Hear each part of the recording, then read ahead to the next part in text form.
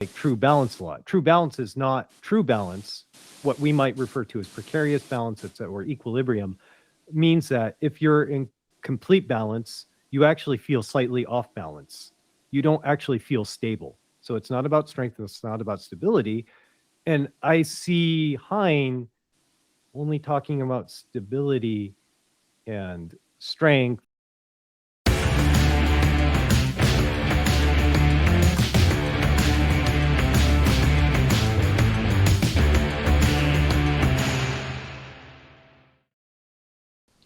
All right, so I'm going to start the next video.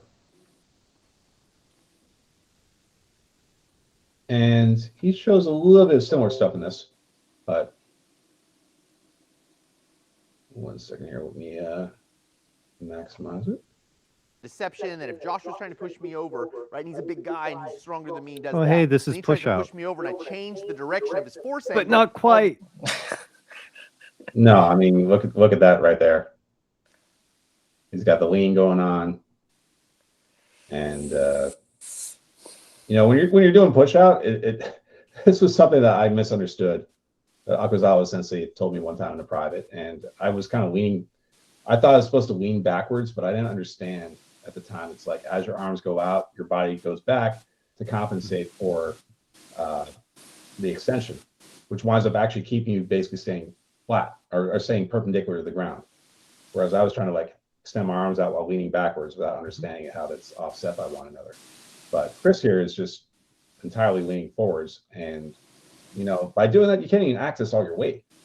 You're giving up so much of it.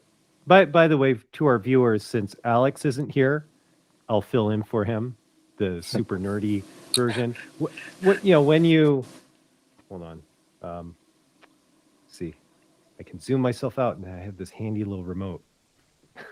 But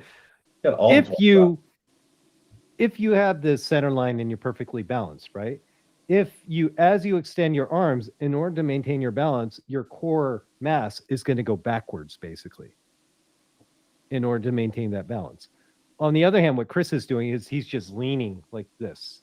What happened? Now he's using the other guy as a support, which is all Hunter is trying to say. That if you maintain yourself in perfect balance, then as that other person pushes in and you extend your hands and you move your entire mass backwards, then the other person is now joined to you. And as a result, they're going to move backwards simply because you're trying to maintain that equilibrium in those, what do you call it, like that static equation or whatever, the force equation.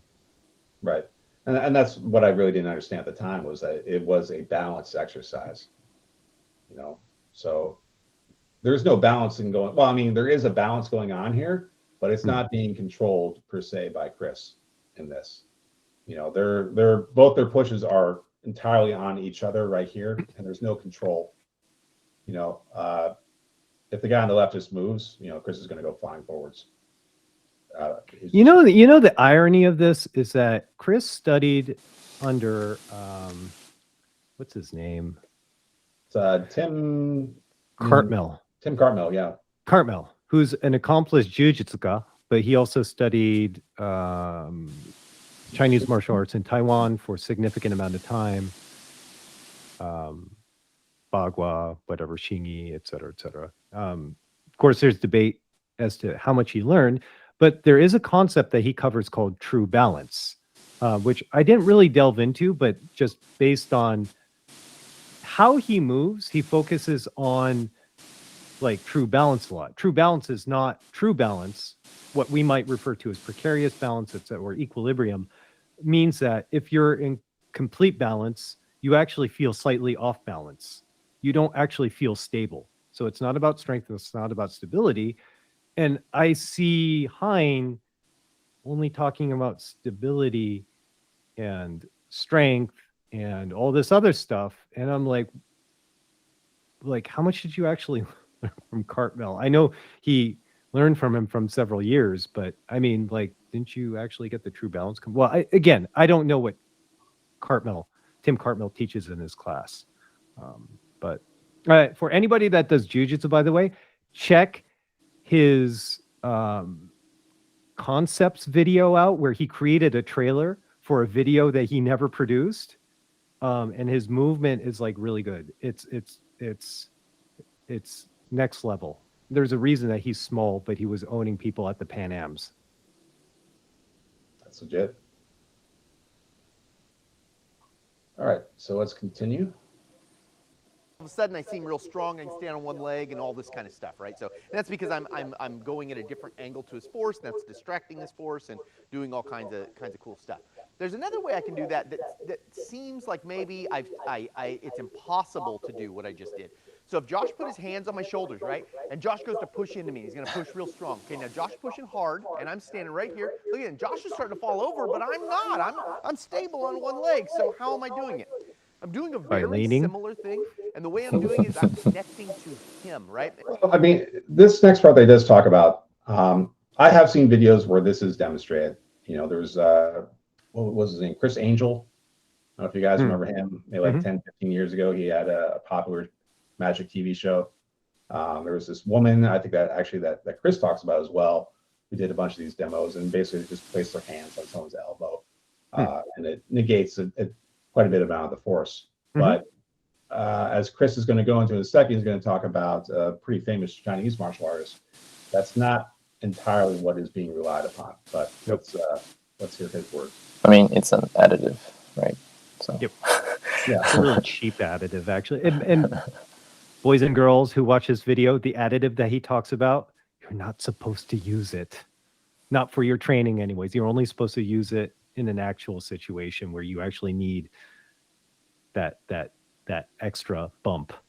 It's actually a significant bump, but sometimes you need it because the guy outweighs you. He's like way stronger. And that's actually what Chris is talking about, because if you see these demos with this woman, she's tiny. She's absolutely tiny. And she gets, very large men who just can't pick her up. And I'll tell you what, I mean, you can just try it. It works. It works very, very well. It's very, very easy, but that's not, that kind of parlor trick is not the skill that we're really looking to develop. It's not, while everyone wants a quick fix, how often can you just hold someone's elbow? You can't. No one's going to let you just keep your elbows there or keep your hands on their elbows. But all right, let's continue. And so I'll get all the advantages of force angle, plus I'll kind of get some of these advantages of the connecting to force structure. So when he pushes into me, all I do is I put my hand up underneath his arm right here. So when Josh pushes into me, this is what happens to me as he pushes me, right? So when he does that, he's now pushing into himself, and you see him, like as he pushes real hard, he'll start to lose balance and all kinds of stuff because I'm connecting to him. So he's actually disrupting his own balance by pushing into me. So he's using his own force to destroy his own balance, right? And I don't know if he's really connecting to him. I mean, he's just exerting an outside force onto him. Well, okay. Caveat. Chris has been doing this for a long time, so he's going to have a certain amount of connective tissue development, which means that there's a certain amount of inherent force management that goes on, with somebody that's strong. If you push on somebody that's been doing, powerlifting for a long time, right? And you don't know much, you're just going to bounce off of them, right? So like the guy working with him is also less conditioned, less aligned in some ways than Chris is. So it works in the way that Chris is talking about. It actually doesn't work so well the way that he's talking about if you're not conditioned, if you're just a complete neophyte off of the street. Well, and that's something you actually touched on with Mike, or if Mike said it or if you said it, but when you first met Mike, you were able to do some of the very impressive demos, because I think I literally threw him around with my pinky finger. I'm not exaggerating. Well, I mean, that's what Art did with me Yeah. the first time, and then I was just like, "What the heck is this?" But as you get more and more conditioned, more and more skilled, that's not going to be nearly as easy to pull off. I can't throw Mike around with my pinky anymore. It would snap.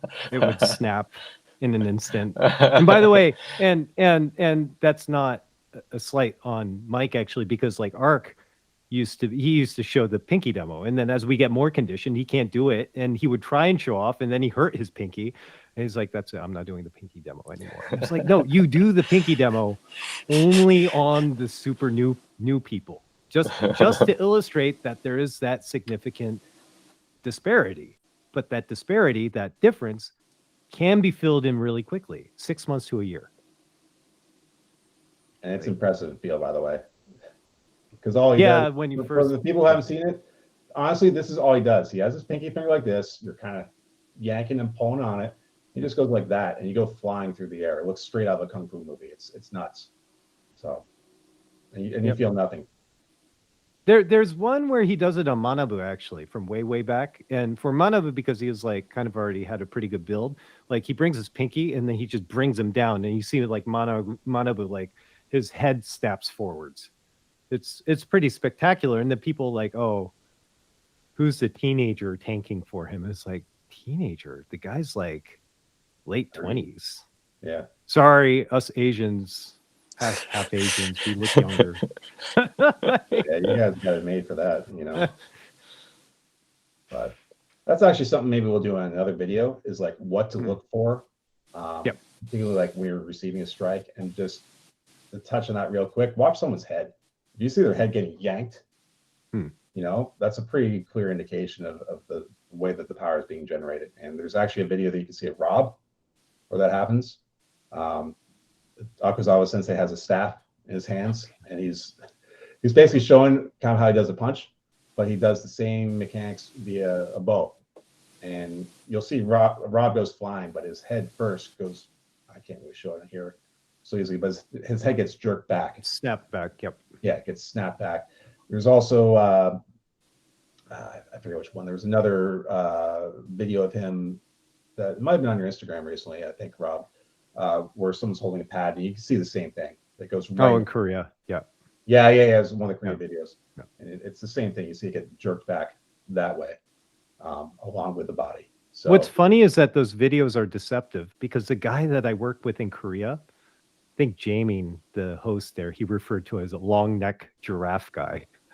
Like, so now I can't remember his name, because all I remember is how Jamie referred. Jamie, your nickname for the guy is like long neck giraffe guy. So it's like I'm trying to remember his name. So if you can remember his name, let me know again so I can stop referring to him as long neck. Well, no, Anyway. he was Tai Chi guy. Tai Chi guy.